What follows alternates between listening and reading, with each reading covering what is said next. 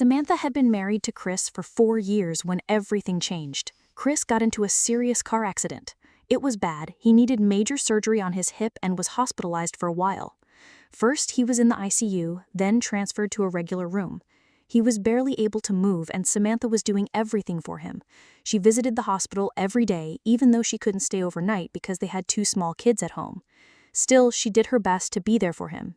At first, Chris was frustrated and upset, constantly complaining and begging to go home. But after a few days, his mood improved. Samantha thought, maybe he's finally adjusting to being in the hospital. It was a high-end facility, almost like a luxury hotel, with a fully equipped room. Eventually, he regained a bit of movement in his arms and asked for his phone. Samantha brought it to him, and that lifted his spirits. He could now message friends and family. Things seemed to be moving in a good direction. But soon Samantha noticed something off. When she visited, Chris would act like he was in a hurry for her to leave. At first she thought he was just trying to be considerate, knowing she had the kids to take care of. So she shortened her visits. She'd stay a couple of hours and then leave, keeping in touch over text the rest of the time. Here's something curious. Chris always used to leave love marks on Samantha's neck. It was just part of their routine, kind of old-fashioned, but something she had grown used to. Sometimes she even found it sweet. But now, he stopped being affectionate, and every time she showed up, he seemed too put together for someone recovering from major surgery. His face freshly shaved, which obviously meant someone else was doing it for him. He claimed it was a nurse. Things got even stranger. His release from the hospital kept being delayed, always with some excuse. A minor setback, extra therapy, etc. Samantha began suspecting he was getting visits from someone else. She started showing up unannounced, and Chris didn't like that at all. He'd say, "This is my lunchtime," or "It's my physical therapy hour," and always tried to get her to leave quickly. Then one day she dropped by while he was getting ready for a shower. The male nurse came in to help him, and Chris immediately asked Samantha to leave. He said, "I don't want you seeing me like this." She was confused. She thought, we've been married for years. Why would that matter now? But the nurse insisted. He was abrupt with her, unkind even. She left hurt and confused. A few days later, it happened again. Chris was cold and distant. And then Samantha noticed something. A mark on the nurse's neck. A very familiar kind of mark. It might have meant nothing, but to Samantha, it felt like an alarm bell going off. She thought back to the nurse's rudeness, the timing of her husband's odd behavior, the sudden rush to have her leave every visit. Could it be Chris and the nurse?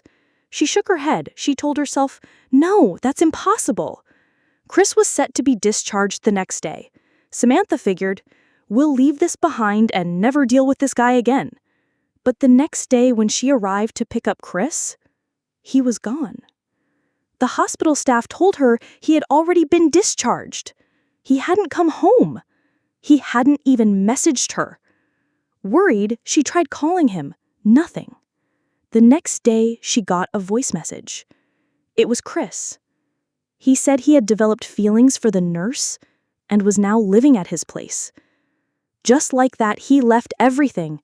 His wife, his kids, his home. Samantha was devastated. She had made huge sacrifices to care for him, even cutting back on work to spend more time at the hospital. But now, the nurse didn't want Chris to see his kids. He claimed it was because of Chris's recovery and the risk of injury. But Samantha knew that wasn't the real reason. He wanted control.